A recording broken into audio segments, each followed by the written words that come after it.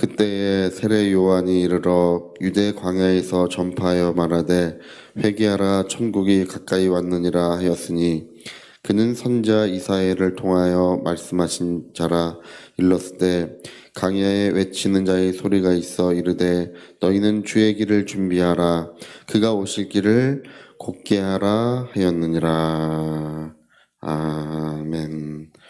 광야에 외치는 자의 소리, 광야의 소리가 있다. 이게 이사야서의 예언이에요.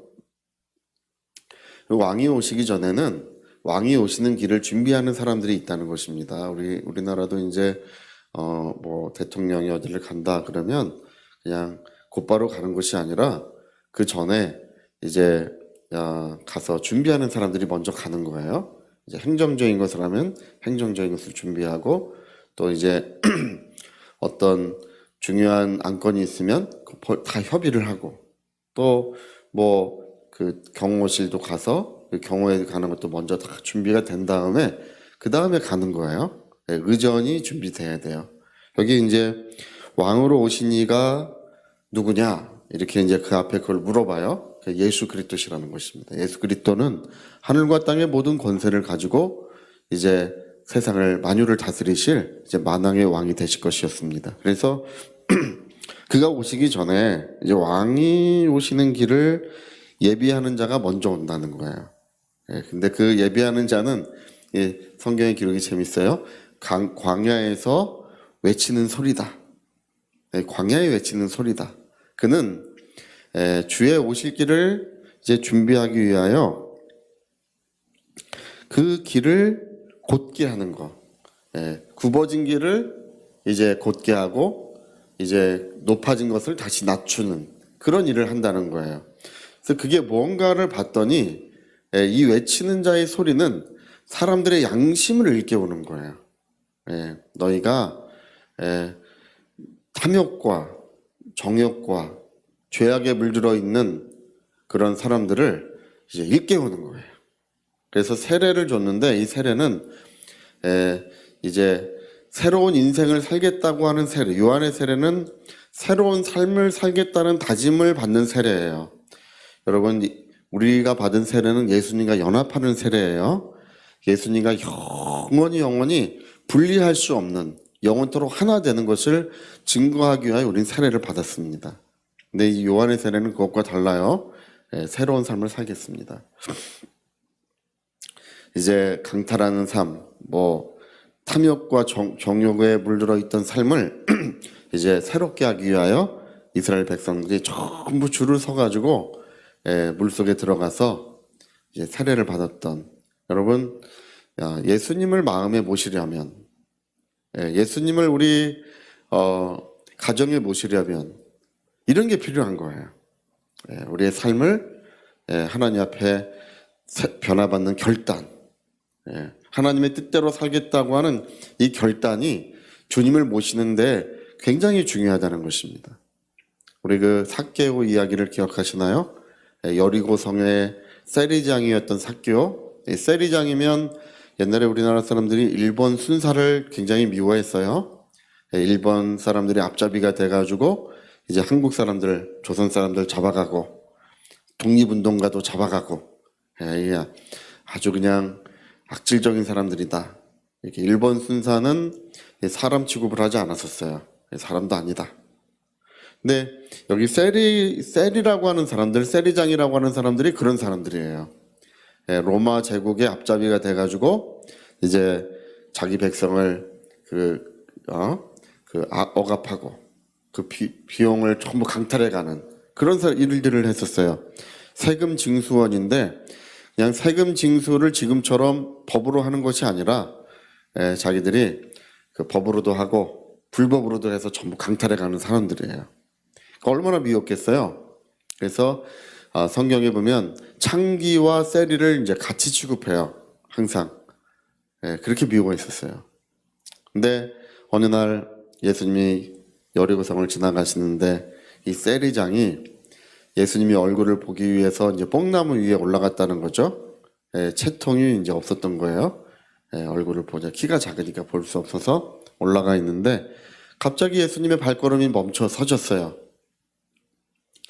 예, 아마 이 삭개오가 이 소름이 돋았을 것 같아요. 예수님 발걸음이 멈춰 서시더니 삭개오야 내려오라. 예, 오늘 내가 너의 집에 유하여야겠다 이렇게 말씀을 하셔요. 이 여리고는 예수님이 항상 갈릴리에서 예루살렘에 가는 그 길목에 있기 때문에 항상 지나다니는 곳이에요. 예루살렘에 가려면 그걸 지나가셔야 돼요. 근데 그날은 예루살렘에 가시는 그날은 이제 이 여리고에 머물려고 하신 삭개오야 내려오라. 그 사람들이 막 수근수근 되는 거죠. 이게 세리장 그냥 세리도 아니고 이 세리장은 장인 삭개오가 얼마나 미웠겠습니까? 예, 수근수근 되는데 삭개오가 뭐라고 말을 합니까? 예, 재산을 팔아 절반을 팔아 가난한 자들에게 나눠주고 네 것을 토색한 것이 있으면 내가 4배나 갚겠나이다. 예, 주님을 모시는 사람들의 태도를 말하고 있어요. 예, 주님을 그 마음에 모시고 주님을 그 가정에 모시는 사람들의 태도는 이런 공의로운 태도, 관용적인 태도, 이 사랑의 태도를 취할 때 주님은 온전히 그 심령에 살아 계신다는 것입니다. 살아 역사하신다는 것입니다. 옛날에 멀린 캐로도스 목사님 감옥 생활에서 천국 생활이라는 책을 쓰셨어요. 군목을 하셨어요. 군목 멀린 캐로도스 목사님. 이분은 이 베를린을 이제 1941년에 이 미국이 베를린을 진군에 들어갈 때 43년인 것 같아요. 베를린을 아우토반을 지나서 이 베를린을 진군에 들어갈 때 이 베를린에서 이 독일 사람들이 이 여러 나라에서 귀중한 것들을 전부 다 뺏어가지고 베를린에 갖다 놨었어요. 근데 이제 미군이 들어가서 그것들을 또 뺏어가지고 자기들이 팔아서 이익을 챙겼어요.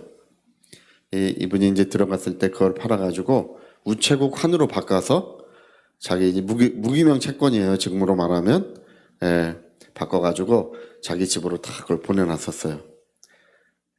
보냈는데 다시 집으로 이제 돌아가니까 집에 무기명 채권, 이 우체국 환이 엄청나게 쌓여 있어서 지금으로 말하면 뭐 몇백억 되는 비용이 집에 쌓여 있는 거예요.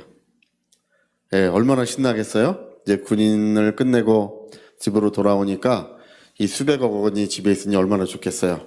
근데 교회를 가서 예수님을 구주로 영접을 했어요.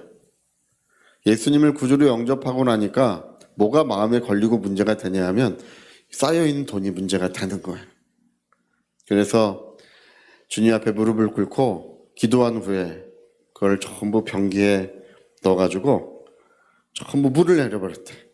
병기에 넣어서 물을 내리고 병기에 내서 물을 내리고 이 몇백억이나 되는 비용을 전부 다 그냥 없애버렸어요. 그냥 그 단 몇십 분 만에 그냥 다 갖다가 없앤 거예요. 그런 거 있으면 우리나 주면 좋겠어요. 할렐루야. 우리나 주면 좋겠어요. 근데 그걸 전부 다 갖다 내려버렸어. 근데 이분이 이제 하나님이 기름 부어 쓰시는 위대한 역사가 이 멀린 캐로도스 목사님을 통해서 시작이 됩니다.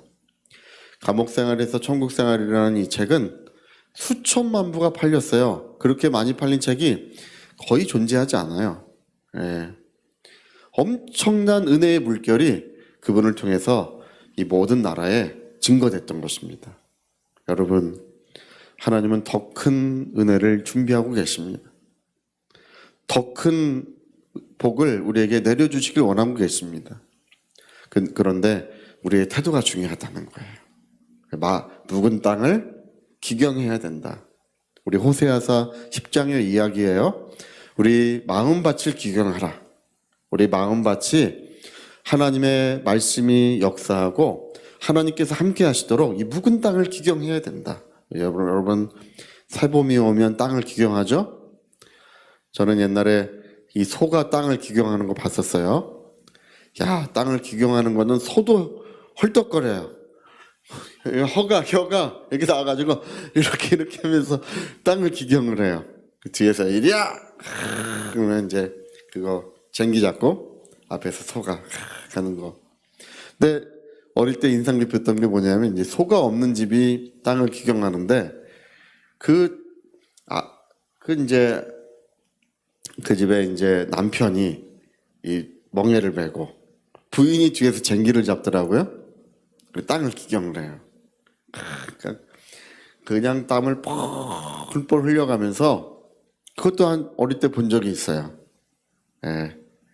여러분 좀 힘들어도 우리 마음의 묵은 땅을 기경하고 관용적인 태도, 공의로운 태도, 묵은 땅을 기경하면 하나님의 은혜를 날마다 비처럼 내려주리라. 그게 호세아서 10장의 약속이십니다. 묵은 땅을 기경하면 소탐 대실이란 말, 작은 것을 탐하다가 진짜 큰 것을 잃어버리는 것이 어리석은 거죠.